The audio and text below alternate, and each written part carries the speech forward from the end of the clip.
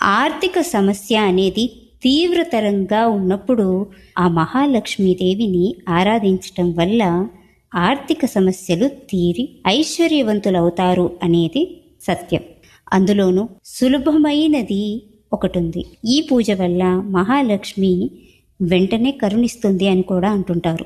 మరి అది ఎలా చేయాలి అంటే, ఏదేని శుక్రవారం రోజు పూజా మందిరమందు లక్ష్మీదేవి పటాన్ని లేదా ప్రతిమని ఉంచి అమ్మవారికి పుష్పమాలలతో అలంకరించి యథాశక్తిగా లక్ష్మీదేవిని పూజించి పటిక బెల్లం కలిపిన పాలను నివేదించిన తరువాత లక్ష్మీ అష్టోత్తర శతనామావళి స్తోత్రం, ఈ స్తోత్రాన్ని ఉదయం 3 సార్లు, సాయంత్రం 3 సార్లు పారాయణ చెయ్యాలి.